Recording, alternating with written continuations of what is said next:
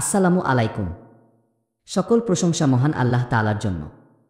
আজকে আমি আপনাদের সাথে গুরুত্বপূর্ণ একটি বইয়ের কিছু অংশ পড়ার চেষ্টা করব। বইটির নাম রাহে বেলায়েত, যার লেখক আমাদের প্রিয় ও সম্মানিত আলেম ডক্টর খন্দকার আব্দুল্লাহ জাহাঙ্গীর রাহিমাহুল্লাহ। বইটির প্রথম থেকে ২১তম পর্ব ইতিমধ্যে চ্যানেলে দেওয়া আছে। আপনারা চাইলে চ্যানেলের প্লেলিস্ট চেক করতে পারেন অথবা উপরের বাটনে ক্লিক করে শুনে নিতে পারেন। তবে চলুন শুরু করা যাক। এ হাদিস থেকে প্রমাণিত হয় যে জোহরের আগে, পরে ও আসরের আগে পালনীয় ৪ রাকাত সুন্নাত সালাত একত্রে পড়াই সুন্নাত ও উত্তম। এ বিষয়ে শাইখ নাসিরুদ্দিন আলবানী বলেন, সর্বশেষে সালাম বলতেন কি এ কথা প্রমাণ করে যে দিবসের ৪ রাকাত বিশিষ্ট সুন্নাতের ক্ষেত্রে ২ রাকাতে সালাম না বলে ৪ রাকাত একত্রে আদায় করে সালাম বলাই সুন্নাত। এ কথাটি দ্ব্যর্থহীনভাবে প্রমাণ করে যে দিবসের ৪ রাকাত বিশিষ্ট এ সকল সালাতের প্রথম তাশাহুদের পর সালাম বলা হবে না। জোহরের ৪ রাকাত সুন্নাত ফরজের পূর্বে পড়তে না পারলে জামাতের পরে তা আদায় করা সুন্নাত। আয়েশা রাদিয়াল্লাহু তাআলা আনহু বলেন, রাসূলুল্লাহ সাল্লাল্লাহু আলাইহি সাল্লাম জোহরের পূর্বে রাকাত আদায় করতে না পারলে তা জোহরের পরে আদায় করতেন। হাদিসটি হাসান। জোহরের পরের নিয়মিত সুন্নাত ২ রাকাত, তবে এ সময় ৪ রাকাত পড়া যেতে পারে। উম্মু হাবিবা রাদিয়াল্লাহু তাআলা আনহু বলেন, রাসূলুল্লাহ সাল্লাল্লাহু আলাইহি সাল্লাম বলেন, যে ব্যক্তি জোহরের পূর্বে ৪ ও পরে ৪ রাকাত সালাত নিয়মিত আদায় করবে, আল্লাহ তার জন্য জাহান্নামকে নিষিদ্ধ করবেন। হাদিসটি সহিহ। জোহরের পরের নিয়মিত ২ রাকাতের পরে আরও ২ রাকাত আদায় করে বা পৃথক ৪ রাকাত আদায় করে এ হাদিসটি পালন করা যায়। আসরের পূর্বেও ২ বা ৪ রাকাত সালাত আদায় করতে রাসূলুল্লাহ সাল্লাল্লাহু আলাইহি সাল্লাম উৎসাহ দিয়েছেন। উপরের সহিহ হাদিসটিতে আমরা দেখেছি যে রাসূলুল্লাহ সাল্লাল্লাহু আলাইহি সাল্লাম আসরের পূর্বে ৪ রাকাত সালাত পড়তেন। অন্য হাদিসে আলী রাদিয়াল্লাহু তাআলা আনহু বলেন, রাসূলুল্লাহ সাল্লাল্লাহু আলাইহি সাল্লাম আসরের পূর্বে ২ রাকাত সালাত পড়তেন। অন্য হাদিসে ইবনে উমার রাদিয়াল্লাহু তাআলা আনহু বলেন, রাসূলুল্লাহ সাল্লাল্লাহু আলাইহি সাল্লাম বলেন, যে ব্যক্তি আসরের পূর্বে ৪ রাকাত সালাত আদায় করে তাকে আল্লাহ রহমত করুন। হাদিসটি হাসান। ফজর, মাগরিব, ঈশা ও জুমার পরের ২ রাকাত সুন্নাত সালাত রাসূলুল্লাহ সাল্লাল্লাহু আলাইহি সাল্লাম সর্বদা বাড়িতে আদায় করতেন। ইবন উমার রাদিয়াল্লাহু তাআলা আনহু বলেন, আমি রাসূলুল্লাহ সাল্লাল্লাহু আলাইহি সাল্লামের সাথে জোহরের পূর্বে ২, পরে ২, মাগরিবের পরে ২, ঈশার পরে ২ ও জুমুয়ার পরে ২ রাকাত সালাত পড়তাম। মাগরিব, ঈশা ও জুমার পরের সালাত তার সাথে তার বাড়িতে পড়তাম। আর তিনি ফজরের পূর্বে সংক্ষিপ্ত ২ রাকাত সালাত পড়তেন, কিন্তু সে সময়ে আমি তার ঘরে প্রবেশ করতাম না। রাসূলুল্লাহ সাল্লাল্লাহু আলাইহি সাল্লাম মাগরিবের সুন্নাতেও ফজরের সুন্নাতের মতো প্রথম রাকাতে সূরা কাফিরুন এবং দ্বিতীয় রাকাতে সূরা ইখলাস পাঠ করতেন। উপরের নিয়মিত নফল সুন্নাত সালাত ছাড়াও যত বেশি সম্ভব নফল সালাত আদায় করতে রাসূলুল্লাহ সাল্লাল্লাহু আলাইহি সাল্লাম উৎসাহ দিয়েছেন। নিষিদ্ধ সময়গুলো ছাড়া সকল সময় ইচ্ছামত বেশি বেশি সালাত আদায় করার চেষ্টা করা মুমিনের উচিত।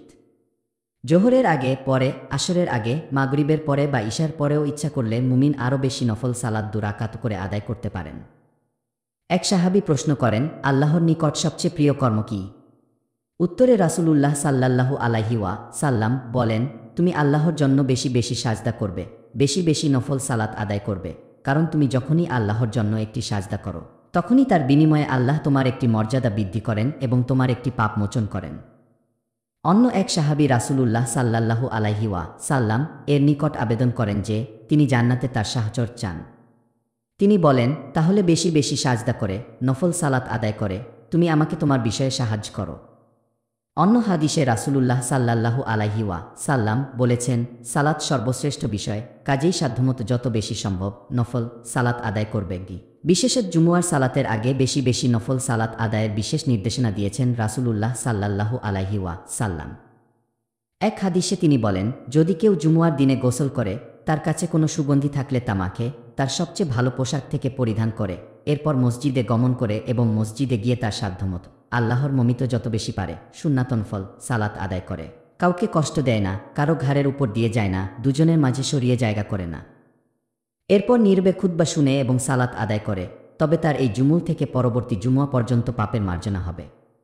তাবিঈ নাফি বলেন, ইবন উমার রাদিয়াল্লাহু তাআলা আনহু মসজিদে প্রবেশ করে জুমুয়ার আগে দীর্ঘ কিরাত দ্বারা কয়েক রাকাত সালাত পড়তেন। ইমাম সালাতুল জুমুয়া শেষ করার পর তিনি বাড়ি গিয়ে ২ রাকাত সালাত আদায় করতেন। তিনি বলতেন, রাসূলুল্লাহ সাল্লাল্লাহু আলাইহি সাল্লাম এরূপ করতেন। হাদিসটি সহিহ।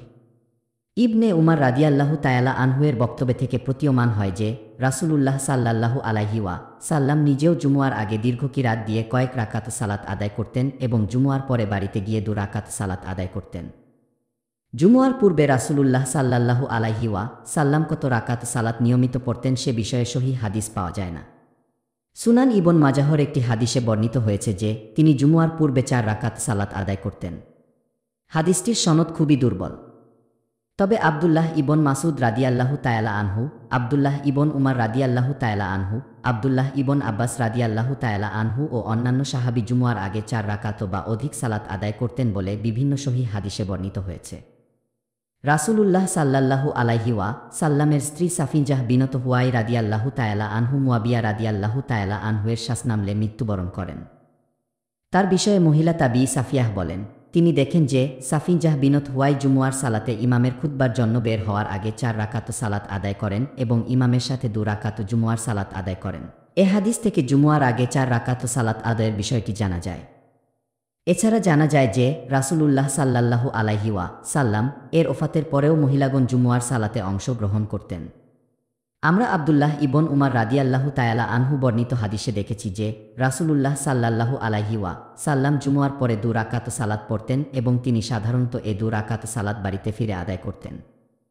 এছাড়া জুমুয়ার পরে 4 রাকাত সালাত আদায়েরও উৎসাহ দিয়ে রাসূলুল্লাহ সাল্লাল্লাহু আলাইহি সাল্লাম বলেন, তোমাদের কেউ যখন জুমুয়ার সালাত আদায় করবে তখন এরপর 4 রাকাত সালাত আদায় করবে। ফরজ সালাত জামাতে আদায়। আল্লাহর পথের পথিককে অবশ্যই ফজর ও অন্যান্য ফরজ সালাত জামাতে আদায় করতে হবে। অনেক জাকির ফজরের সালাত একাকী ঘরে আদায় করেন, এরপর অনেক সময় জিকর ওজিফা করেন। অথচ সারা দিনরাত নফল জিকর ওজিফা করার চেয়ে শুধুমাত্র ফরজ সালাতগুলো জামাতে আদায় করা 1000 গুণ বেশি উত্তম। অন্য নফল জিকর তো দূরের কথা, মুমিনের জীবনের সবচেয়ে বড় জিকর ও বড় নফল ইবাদত তাহাজ্জুদের চেয়েও জামাতে সালাত আদায় করা বেশি ফজিলতের। উমার রাদিয়াল্লাহু তাআলা আনহু একদিন সুলাইমান ইবনে আবি হাশমা রাদিয়াল্লাহু তাআলা আনহু নামক একজন সাহাবীকে ফজরের জামাতে উপস্থিত না দেখে তার বাড়িতে গিয়ে তার আম্মাকে তার বিষয়ে জিজ্ঞাসা করেন। তিনি বলেন, রাত জেগে তাহাজ্জুদের সালাত পরে সে ক্লান্ত হয়ে যায়, এজন্য ফজরের সালাত ঘরে আদায় করেই ঘুমিয়ে পড়েছে। উমার রাদিয়াল্লাহু তাআলা আনহু বলেন, সারা রাত তাহাজ্জুদ পড়ার চেয়ে ফজরের সালাত জামাতে আদায় করাকে আমি বেশি ভালোবাসি ও ভালো বলে মনে করি। হাদিসটি সহিহ। প্রিয় পাঠক, নিয়মিত জামাতে সালাত আদায় করতে পারা মুমিনের অন্যতম কারামত। আউলিয়ায়ে কেরাম জামাতে সালাত আদায়কে বেলায়েতের পরিচয় বলে মনে করেছেন।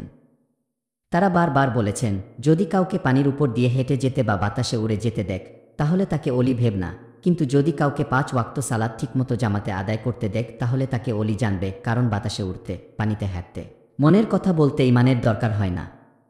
হিন্দু, বৌদ্ধ, খ্রিস্টান, কাফির, মুশরিক সকলের মধ্যে এরূপ মানুষ পাওয়া যায়। যা মুসলিম ও কাফির সবার মধ্যে পাওয়া যায় তা কখনো বেলায়েতের আলামত হতে পারে না। অপরপক্ষে যে ব্যক্তি সুন্নাতের অনুসরণ করার তৌফিক পেয়েছে তাকে অলি জানতে হবে। তার সবচেয়ে বড় কারামত এই যে তার অন্তর ও প্রবৃত্তি সুন্নাতের অনুসারী হয়ে গিয়েছে। সকল ফরজ সালাত মসজিদে জামায়াতে আদায় করা ওয়াজিব। বাদায়ুস সানাই গিয়ে ও হানাফি মাযহাবের অন্যান্য প্রাচীন গ্রন্থে জামাতে সালাতকে ওয়াজিবই লেখা হয়েছে। পরবর্তী কোনো গ্রন্থে সুন্নাত লিখা হলেও সেখানে উল্লেখ করা হয়েছে যে তা ওয়াজিবের পর্যায়ের। সুন্নাতের বিষয়েও আমাদের ধারণা বড় অদ্ভুত। ফিকহের হিসাবে অনেক কাজই সুন্নাত, কিন্তু কোন সুন্নাতের কতটুকু গুরুত্ব তা সুন্নাতের আলোকে জানতে হবে। টুপি মাথায় দেওয়া সুন্নাত, 5 ওয়াক্ত সালাতের আগে পরে কিছু সালাত সুন্নাত, আবার জামাতে সালাত সুন্নাত। রাসূলুল্লাহ সাল্লাল্লাহু আলাইহি সাল্লাম যে সুন্নাতকে যতটুকু গুরুত্ব দিয়েছেন ততটুকু গুরুত্ব দিয়েই তা পালন করতে হবে। গুরুত্বের ক্ষেত্রে তার রীতির ব্যতিক্রম করার অর্থ তার সুন্নাতকে অবহেলা করা ও মনোগ্রামতে চলা। টুপি রাসূলুল্লাহ সাল্লাল্লাহু আলাইহি সাল্লাম পরেছেন তাই সুন্নাত, কিন্তু তিনি তা পরার কোনো নির্দেশ দেননি। আবার সুন্নাতে মুয়াক্কাদা সালাতগুলো তিনি পড়েছেন এবং পড়তে নির্দেশ দিয়েছেন, কিন্তু না পড়লে কোনো ধমক বা শাস্তির কথা বলেননি।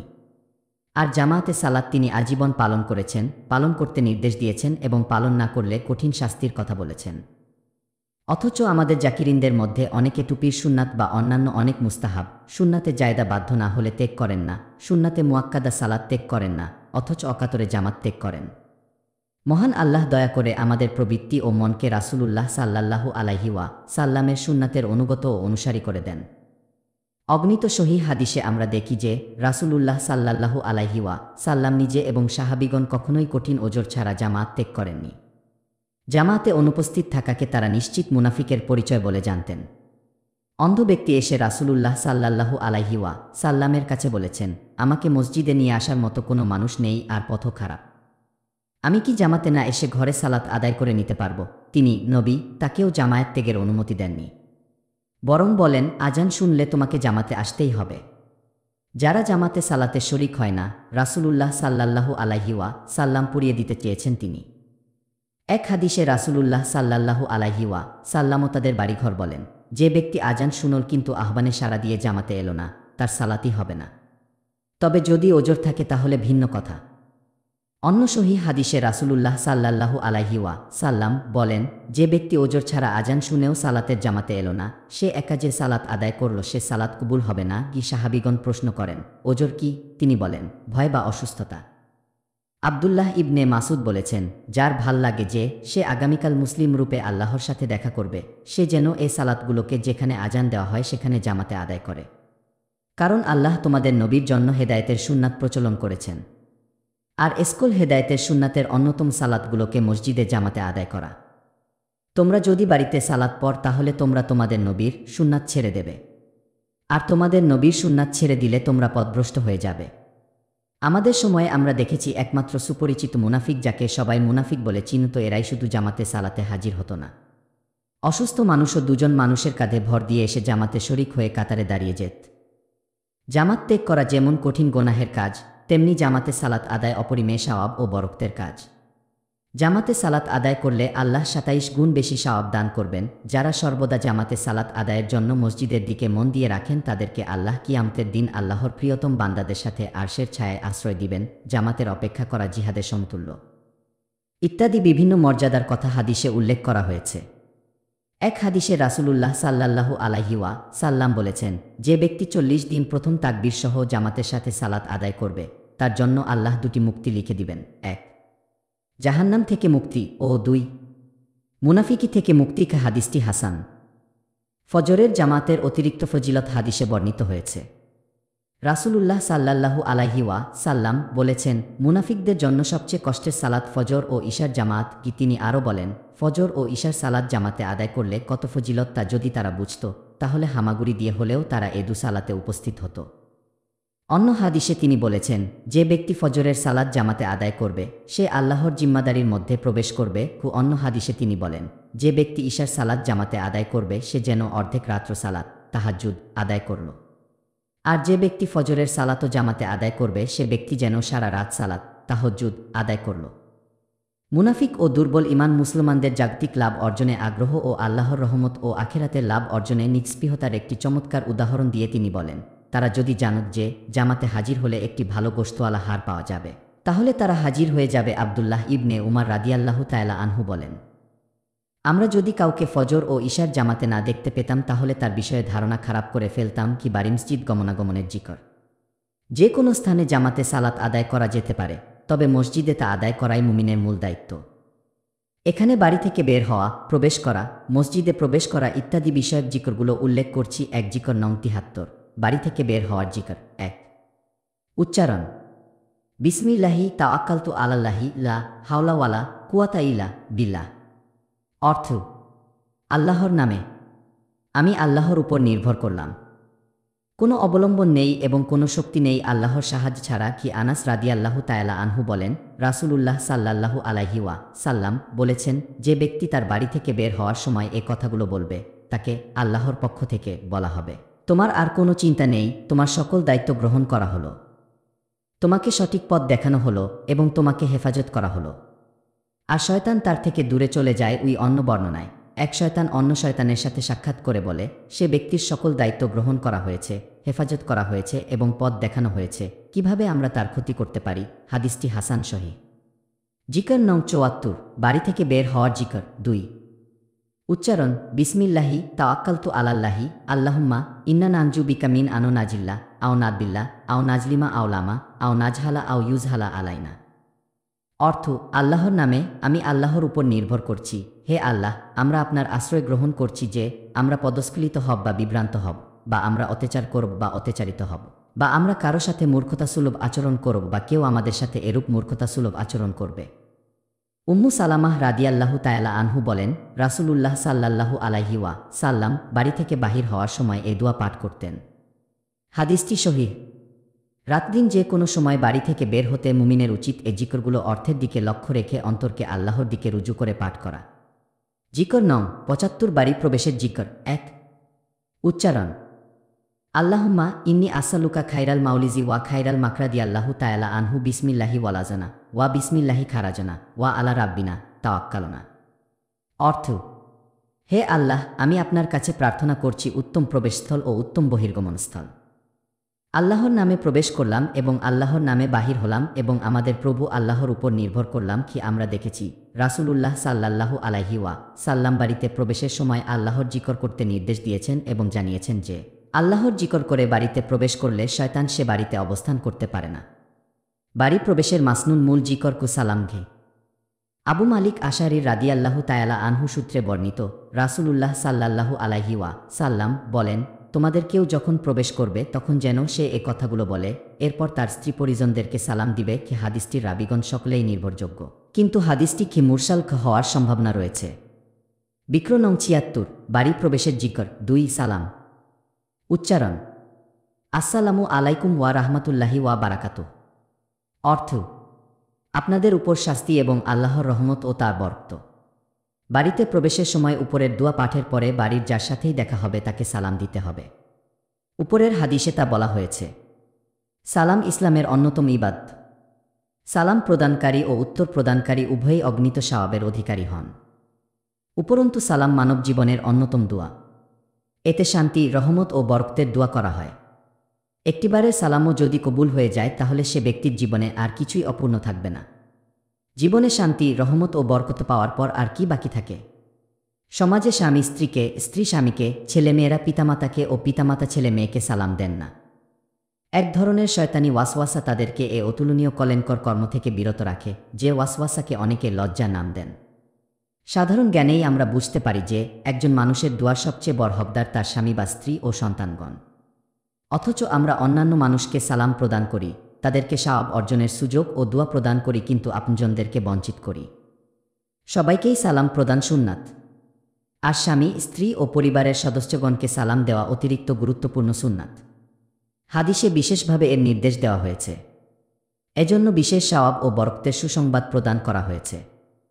আবু উমামা রাদিয়াল্লাহু তাআলা আনহু বলেন, রাসূলুল্লাহ সাল্লাল্লাহু আলাইহি ওয়া সাল্লাম বলেছেন, ৩ ব্যক্তি আল্লাহ তাদের প্রত্যেকের জামিন ও সংরক্ষক। যদি বেঁচে থাকে তবে তার সকল বিষয় আল্লাহর পক্ষ থেকে রক্ষা করা হবে এবং যদি মৃত্যুবরণ করে তাহলে সে জান্নাতে প্রবেশ করবে। যে ব্যক্তি সালাম দিয়ে বাড়িতে প্রবেশ করল সে আল্লাহর জামিনদারিতে চলে গেল। হাদিসটি সহিহ। অন্য হাদিসে আনাস রাদিয়াল্লাহু তাআলা আনহু বলেন, রাসূলুল্লাহ সাল্লাল্লাহু আলাইহি ওয়া সাল্লাম বলেছেন, যখন তুমি তোমার বাড়িতে প্রবেশ করবে তখন তোমার স্ত্রী পরিজনকে সালাম দেবে। এ সালাম তোমার ও তোমার পরিবারের জন্য বরকতের উৎস হবে। হাদিসটি হাসান। দিনে বা রাত্রে যে কোনো সময়ে বাড়ি প্রবেশের সময় এই সকল মাসনুন বাক্য দ্বারা আল্লাহর জিকর করা প্রত্যেক মুমিনের কর্তব্য। জিকর নং ৭৭ মসজিদে গমনকালীন জিকর। নূর প্রার্থনা। আমরা সাজদার জিকর। ৪ জিকর নং ৬২ এ দেখেছি যে রাসূলুল্লাহ সাল্লাল্লাহু আলাইহি ওয়া সাল্লাম সাজদায় মহান আল্লাহর কাছে নূর বা জ্যোতি প্রার্থনা করতেন। তিনি সাজদা ছাড়াও ফজরের সুন্নাত আদায় করে ফরজ সালাত জামাতে আদায়ের জন্য মসজিদে গমনের সময়ও এ দোয়াটি পাঠ করতেন বলে সহিহ হাদিসে বর্ণিত। জিকর নং ৭৮ মসজিদে প্রবেশের জিকর। ১ উচ্চারণ। আউযু বিল্লাহিল আজিম ওয়া বিওয়াহিহিল কারিম ওয়া সুলতানিহিল কাদিম মিনাশ শাইতানির রাজিম। অর্থ: আমি আশ্রয় প্রার্থনা করছি মহান আল্লাহর এবং তার সম্মানিত চেহারার এবং তার অনাদি ক্ষমতার বিতাড়িত শয়তান থেকে।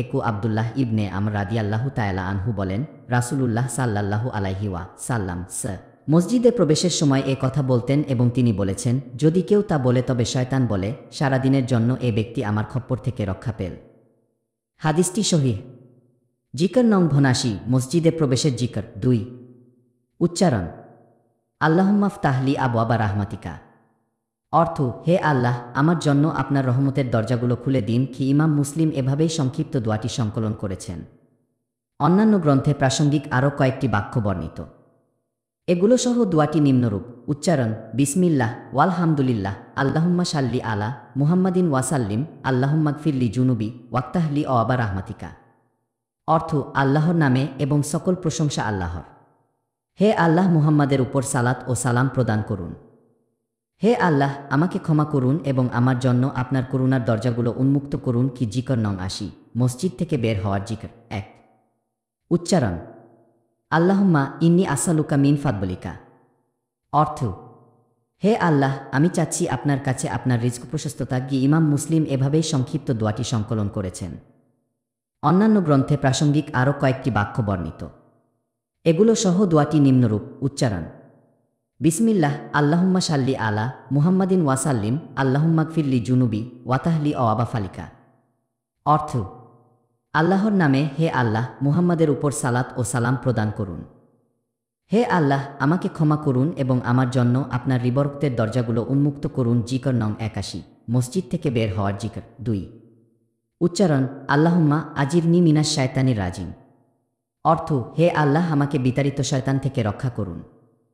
আবু হুরায়রা রাদিয়াল্লাহু তাআলা আনহু বলেছেন, রাসূলুল্লাহ সাল্লাল্লাহু আলাইহি ওয়াসাল্লাম ১ মসজিদ থেকে বের হওয়ার সময় এ জিকর পাঠ করতে নির্দেশ দিয়েছেন। হাদিসটি সহিহ। জামাতে সালাতের কতিপয় অবহেলিত সুন্নাত। মসজিদে প্রবেশের পরে সেখানে পালনীয় অনেক সুন্নাত অজ্ঞানতা বা অবহেলার কারণে আমরা পরিত্যাগ করে থাকি। এ ধরনের মৃত ও পরিত্যক্ত কিছু গুরুত্বপূর্ণ সুন্নাত এখানে সংক্ষেপে উল্লেখ করছি। আশা করছি অন্তত কিছু পাঠক এ সুন্নাতগুলো পালন করে মৃত সুন্নাত জীবিত করার অতুলনীয় সওয়াব অর্জন করবেন এবং লেখকও তাদের সাথে সওয়াবের অংশী হবেন। ১। জামাতে গমনের সময় তাড়াহুড়ো করা হাদিসে নিষেধ করা হয়েছে। হাদিস শরীফে বলা হয়েছে, সালাতের ইকামত হওয়ার পরেও যদি তোমরা মসজিদে যাও তাহলে মানসিক অস্থিরতা বা দৌড়াদৌড়ি করে মসজিদে যাবে না। শান্তভাবে ও ধীরে ধীরে যাবে। যতটুকু সালাত ইমামের সাথে পাবে তা আদায় করবে, বাকিটা পরে নিজে আদায় করবে। হাদিস শরীফে বলা হয়েছে, ঘর থেকে সালাতের জন্য বের হওয়ার সময় থেকেই মুসল্লি সালাতের মধ্যেই থাকেন এবং আল্লাহর কাছে তিনি সালাতরত বলে গণ্য হন। যদি কেউ মসজিদে গিয়ে দেখেন যে পুরো জামাত শেষ হয়ে গিয়েছে, তাহলেও তিনি জামাতের সওয়াব পাবেন। ২। মসজিদে প্রবেশ করার পর আগের কাতারে জায়গা থাকা সত্ত্বেও পিছনের কাতারে দাঁড়ানো কঠিনভাবে নিষিদ্ধ ও গুনাহের কাজ। যথাসম্ভব ধীরস্থিরভাবে আগের কাতারে দাঁড়াতে হবে। এতে ইমাম এক রাকাত শেষ করে ফেললে কোনো ক্ষতি নেই। আমরা মসজিদে রাকাত গণনা করতে যাই না, সওয়াব অর্জন করতে যাই। তাড়াহুড়ো করলে পিছনের কাতারে দাঁড়ালে গোনাহ হবে, আর শান্তভাবে আগের কাতারে দাঁড়ালে সওয়াব বেশি হবে। ৩। সালাতের কাতারে যথাসম্ভব গায়ে গা লাগিয়ে দাঁড়াতে, মাঝের ফাঁক বন্ধ করতে ও কাতার সোজা করতে নির্দেশ দিয়েছেন রাসূলুল্লাহ সাল্লাল্লাহু আলাইহি ওয়াসাল্লাম। ৪। মসজিদে প্রবেশ করে বসার আগে দুখুলুল মসজিদ বা তাহিয়াতুল মসজিদ সালাত আদায় করা গুরুত্বপূর্ণ সুন্নাত। রাসূলুল্লাহ সাল্লাল্লাহু আলাইহি ওয়াসাল্লাম মসজিদে প্রবেশ করে বসার আগে অন্তত ২ রাকাত সালাত আদায় করতে বারবার উৎসাহ দিয়েছেন। মসজিদে প্রবেশ করে মাকরুহ ওয়াক্ত না হলে ২ রাকাত তাহিয়াতুল মসজিদ আদায় করতে হবে। সুন্নাতে মুয়াক্কাদা বা জামাতে দাঁড়িয়ে গেলেও তাহিয়াতুল মসজিদের সুন্নাত আদায় হবে। কোনো সালাত না পড়ে বসলে এ সুন্নাত পালনের সওয়াব থেকে আমরা বঞ্চিত হব। ৫। সালাতে দাঁড়ানোর সময় সামনে ৩ হাতের মধ্যে সুতরা বা আড়াল রাখা রাসূলুল্লাহ সাল্লাল্লাহু আলাইহি ওয়াসাল্লাম এর নির্দেশিত ও আচরিত সুন্নাত। ৬। অনেক মুসল্লি সালাতের শুরু থেকে শেষ পর্যন্ত দাঁড়ানো, বসা, হাত উঠানো, হাত রাখা ইত্যাদির খুঁটিনাটি সুন্নাত না জানার ফলে অগণিত সওয়াব থেকে বঞ্চিত হন। এগুলো অভিজ্ঞ আলিমগণের নিকট থেকে ব্যবহারিকভাবে শিক্ষা করা অতি প্রয়োজন। ৭। জামাত শেষে সুন্নাত সালাত মসজিদে আদায় করলে ফরজের স্থান থেকে সরে যাওয়া সুন্নাত। ইমাম আবু হানিফার মতে ইমামের জন্য যে স্থানে ফরজ পড়েছেন সে স্থানে অবস্থান বা সুন্নাত আদায় মাকরুহ। তিনি বলেন, জোহর, মাগরিব ও ইশার সালতে ইমামের জন্য সালামের পর স্বস্থানে বসে থাকা মাকরুহ। তার উঠে যাওয়া আমার পছন্দ। ফজর ও আসরে ইচ্ছানুসারে উঠে যাবে অথবা ঘুরে বা মুসল্লিদের দিকে মুখ করে থাকবে। জোহর, মাগরিব ও ইশার পরে তাতাও ঐচ্ছিক বা সুন্নাত আদায় করতে চাইলে সে মুসল্লিদের পিছনে বা যেখানে ফরজ পড়েছে সেখানে ছাড়া মসজিদের অন্য কোথাও তা পড়বে। মুক্তাদিগণ যদি স্বস্থানে সুন্নাত আদায় করে তবে অসুবিধা নেই, তবে ২-১ পা সরে যাওয়া তাদের জন্য উত্তম। সালাতুল বিতর। সালাতুল বিতরের রাকাত ও পদ্ধতি। ইশার সালাত আদায়ের পর থেকে ফজরের ওয়াক্ত শুরু হওয়ার পূর্ব পর্যন্ত বিতির সালাতের সময়। শেষ রাত্রে তাহাজ্জুদের শেষে বিতির আদায় করা উত্তম ও অধিক সওয়াব। তবে কেউ শেষ রাতে উঠতে পারবেন না বলে সন্দেহ করলে তার জন্য ঘুমানোর আগে বিতির আদায় করা ভালো। উল্লেখ্য যে হাদিসের পরিভাষায় বিতর বলতে কি কিয়ামুল লাইল কি বা কি তাহাজ্জুদ কি বোঝানো হয়। বিতর ও অর্থ বেজোর। কিয়ামুল্লাইল বা তাহাজ্জুদের শেষে বিতর ও আদায় করলে পুরো কিয়ামুল্লাইলেই বিতর বা বেজোর সালাতে পরিণত হয়। তাবি আবদুল্লাহ ইবনে আবি কাইস বলেন, আমি আয়েশা রাদিয়াল্লাহু তাআলা আনহু কে বললাম, রাসূলুল্লাহ সাল্লাল্লাহু আলাইহি ওয়া সাল্লাম কত রাকাত বিতর পড়তেন? আয়েশা রাদিয়াল্লাহু তাআলা আনহু বলেন, তিনি 4 ও 3 রাকাত, 6 ও 3 রাকাত, 8 ও 3 রাকাত এবং 10 ও 3 রাকাত বিতর পড়তেন। তিনি 7 রাকাতের কম এবং 13 রাকাতের অধিক বিতর পড়তেন না। হাদিসটি সহিহ। এভাবে বিভিন্ন হাদিসে বিতর বলতে কিয়ামুল্লাইল বা তাহাজ্জুদ সহ বিতর বোঝানো হয়েছে।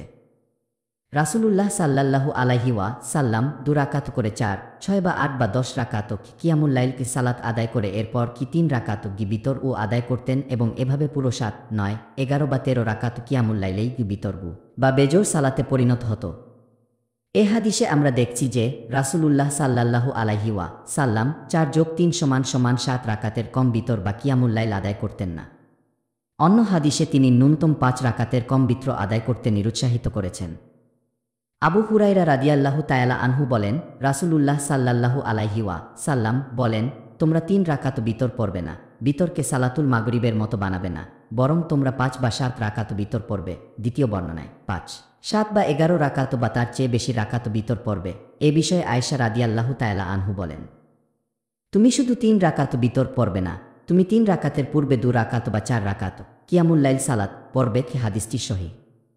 3 বা 1 রাকাত বিতরের অনুমোদন প্রসঙ্গে রাসূলুল্লাহ সাল্লাল্লাহু আলাইহি ওয়া সাল্লাম বলেন, বিতর প্রত্যেক মুসলিমের উপর হক দায়িত্ব। কাজেই যে 5 রাকাত বিতর আদায় করতে ভালোবাসে সে যেন তাই করে, যে 3 রাকাত বিতর আদায় করতে ভালোবাসে সে যেন তাই করে এবং যে 1 রাকাত বিতর আদায় করতে ভালোবাসে সে যেন তাই করে। হাদিসটি সহিহ। অন্যান্য হাদিসে 3 রাকাত বিতর বর্ণিত। উবাই ইবনে কাব বলেন, রাসূলুল্লাহ সাল্লাল্লাহু আলাইহি ওয়া সাল্লাম 3 রাকাত বিতির পড়তেন। প্রথম রাকাতে সূরা আলা, দ্বিতীয় রাকাতে সূরা কাফিরুন ও তৃতীয় রাকাতে সূরা ইখলাস পাঠ করতেন। তিনি রুকুর পূর্বে কুনুত পাঠ করতেন। হাদিসটি সহিহ। অনুরূপভাবে আলী রাদিয়াল্লাহু তাআলা আনহু, ইবনে আব্বাস রাদিয়াল্লাহু তাআলা আনহু, আয়েশা রাদিয়াল্লাহু তাআলা আনহু, ইমরান ইবনেল হুসাইন রাদিয়াল্লাহু তাআলা আনহু, ইবনে মাসউদ রাদিয়াল্লাহু তাআলা আনহু প্রমুখ সাহাবী থেকে বর্ণিত হয়েছে যে রাসূলুল্লাহ সাল্লাল্লাহু আলাইহি ওয়া সাল্লাম 3 রাকাত বিতর আদায় করতেন। 17 ডিগ্রি বাহযত এ সকল হাদিসে বিতর বলতে কিয়ামুল্লাইলের শেষের বেজোর সালাত বোঝানো হয়েছে। অর্থাৎ তিনি প্রথমে 2 রাকাত করে 4, 6, 8 বা 10 রাকাত সালাত আদায়ের পরে এভাবে 3 রাকাত সালাত আদায় করতেন। পূর্ববর্তী সকল হাদিসের আলোকে আমরা বুঝতে পারি যে সালাতুল বিতর 3 রাকাত পালন করা নিষিদ্ধ নয়। তবে মুমিনের উচিত সুন্নাতের নির্দেশ অনুসারে অন্তত 7 বা 5 রাকাত বিতর আদায় করা।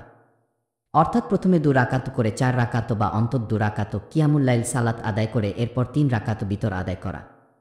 উল্লেখ্য যে রাসূলুল্লাহ সাল্লাল্লাহু আলাইহি ওয়া সাল্লাম ও সাহাবীগণ বিভিন্নভাবে সালাতুল বিতর আদায় করতেন। হাদিসের আলোকে 3 রাকাত বিতর আদায়ের 3টি পদ্ধতি বিদ্যমান। 1, 2 রাকাতের শেষে বসে আত-তাহিয়াতু পাঠ করে উঠে দাঁড়িয়ে তৃতীয় রাকাত আদায় করা। 2, 2 রাকাত শেষে আত-তাহিয়াতু দরুদ ও দোয়া পাঠ করে সালাম ফেরানোর পরে নতুন তাকবীরে তাহরিমা সহ পৃথক 1 রাকাত আদায় করা এবং 3, 2 রাকাত শেষে না বসে তৃতীয় রাকাতে উঠে দাঁড়ানো এবং 3 রাকাত একত্রে শেষ করা। প্রথম পদ্ধতিটি হানাফি মাযহাব সমর্থিত এবং আমাদের দেশে অধিক প্রচলিত। কোনো আলিম এ পদ্ধতিতে বিতর পালনে নিরুৎসাহিত করে বলেন, এতে মাগরিবের মতো বিতর পড়া হয় যা হাদিসে নিষেধ করা হয়েছে। তাদের এ ধারণাটি সঠিক নয়। নিম্নের বিষয়গুলো লক্ষণীয়। 1, মাগরিবের মতো বিতর না পড়ার হাদিসগুলোতে পদ্ধতিগত পার্থক্যের কোনো গুরুত্ব দেওয়া হয়নি, বরং রাকাতের পার্থক্যকে গুরুত্ব দেওয়া হয়েছে। সুস্পষ্ট বলা হয়েছে সালাতুল বিতর কি মাগরিবের মতো 3 রাকাত কি না পড়ে কি 5 কি বা 7 কি রাকাত পর, অর্থাৎ 3 রাকাত পড়লেই তা মাগরিবের মতো হয়ে গেল, যে পদ্ধতিতেই তা পড়া হোক না কেন। 2, রাসূলুল্লাহ সাল্লাল্লাহু আলাইহি ওয়া সাল্লাম 3 রাকাত বিতর পালন করেছেন বলে অনেক হাদিস বর্ণিত হয়েছে। অধিকাংশ হাদিস থেকে বাহযত বোঝা যায় যে তিনি একম পদ্ধতিতেই 3 রাকাত বিতর আদায় করেছেন। 3, অনেক সাহাবী তাবিঈকে মাগরিবের মতো অর্থাৎ প্রথম পদ্ধতিতে 3 রাকাত বিতর আদায় করতেন বলে প্রমাণিত। মুমিনগণের উচিত পদ্ধতি বিষয়ক বিতর্কে লিপ্ত না হওয়া। উপরের 3টি পদ্ধতির যে পদ্ধতিটি আপনার নিকট অধিক গ্রহণযোগ্য সে পদ্ধতিতে বিতর আদায় করুন এবং হাদিসে প্রমাণিত অন্যান্য পদ্ধতিকে সম্মান করুন। আমরা সাধারণত ঈশার সালাতের সাথেই বিতির আদায় করি, এতে দোষ নেই।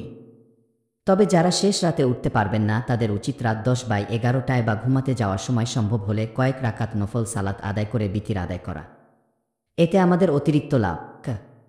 দ্বিতীয় উত্তম সময়ে বিতির আদায়। হাদিসের আলোকে বিতিরের সর্বোত্তম সময় শেষ রাত্র এবং দ্বিতীয় উত্তম সময় ঘুমানোর পূর্বে। তাহাজ্জুদের সালাতের আংশিক সওয়াব। এ সময়ের সালাতও রাতের সালাত হিসাবে গণ্য। বিশেষত রাতের 1/3 অতিবাহিত হওয়ার পরে সালাত ও দোয়ার বিশেষ ফজিলত আমরা পূর্বে আলোচনা করেছি। অজু অবস্থায় ঘুমানোর ফজিলত। ঘুমের জন্য অজু অবস্থায় শয়ন করা একটি গুরুত্বপূর্ণ মাসনুন ইবাদত। রাসূলুল্লাহ সাল্লাল্লাহু আলাইহি ওয়াসাল্লামের জন্য বিশেষভাবে উৎসাহ প্রদান করেছেন এবং এজন্য বিশেষ 2টি পুরস্কারের সুসংবাদ প্রদান করেছেন। আব্দুল্লাহ ইবনে উমার রাদিয়াল্লাহু তাআলা আনহু বলেন, রাসূলুল্লাহ সাল্লাল্লাহু আলাইহি ওয়াসাল্লাম বলেছেন, তোমরা তোমাদের দেহগুলোকে পবিত্র রাখবে, আল্লাহ তোমাদের পবিত্র করুন। যদি কোনো বান্দা অজু অবস্থায় ঘুমান তাহলে তার পোশাকের মধ্যে একজন ফিরিশতা শুয়ে থাকেন। রাত্রে যখনই এ ব্যক্তি নড়াচড়া করে তখনই এ ফিরিশতা বলেন, হে আল্লাহ, আপনি এ ব্যক্তিকে ক্ষমা করে দিন, কারণ সে অজু অবস্থায় ঘুমিয়েছে। হাদিসটি হাসান।